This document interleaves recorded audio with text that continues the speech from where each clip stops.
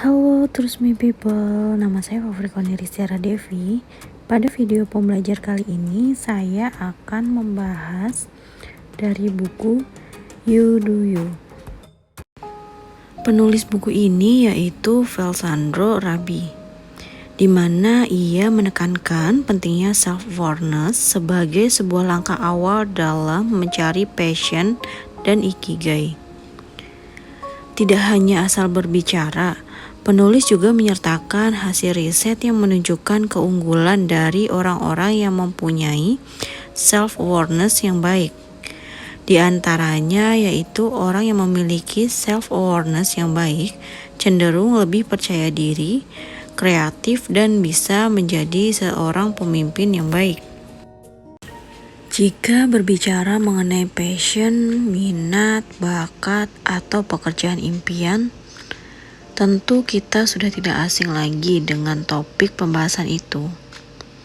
Terlebih untuk orang-orang yang memulai memasuki usia 20 tahun, di mana pada usia tersebut kita sudah dituntut untuk mempersiapkan masa depan dengan sebaik mungkin. Tak heran, banyak dari kita yang akhirnya mencoba mengeksplor keahlian dalam diri sendiri, minat yang disukai, dan mencari apa yang sebenarnya kita butuhkan. Pada hal tersebut, passion sering menjadi salah satu acuan untuk diri seseorang dalam upaya melakukan sesuatu, terutama dalam hal yang berkaitan dengan pekerjaan. Akan tetapi ternyata muncul lagi konsep lain yang lebih dalam dibandingkan passion. Konsep hidup tersebut berasal dari negara Jepang dan disebut sebagai ikigai.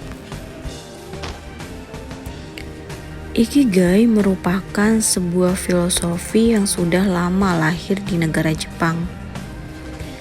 Konsep tersebut dimaknai sebagai sesuatu yang bisa memberikan seseorang sebuah motivasi yang berkelanjutan dalam menjalani kehidupan. Konsep ikigai dapat dikaitkan dengan konteks apapun yang ada di dalam kehidupan sehari-hari. Misalnya dalam konteks karir atau pekerjaan.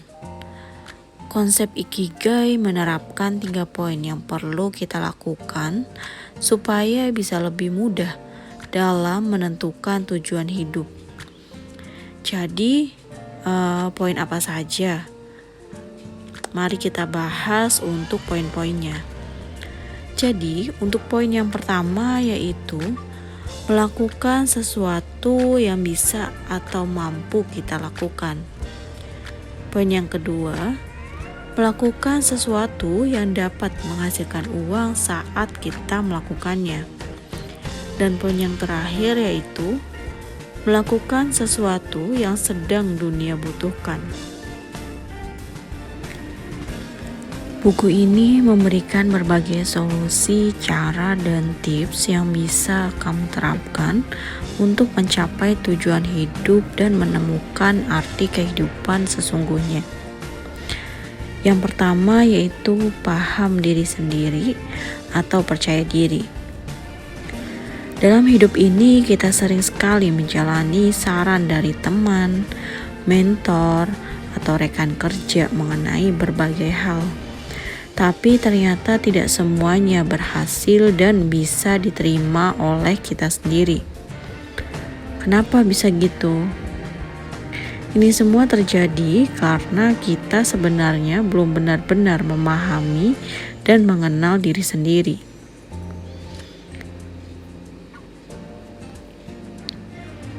Kalau kamu masih kesulitan untuk menjawab pertanyaan-pertanyaan ini, berarti kamu belum mengenal dirimu sendiri. Untuk itu, kamu bisa menemukan beberapa cara dalam buku ini. Untuk pertanyaannya yaitu yang pertama, seberapa sering kita menjenguk diri sendiri dan menanyakan apa yang menjadi kesulitan kita sendiri.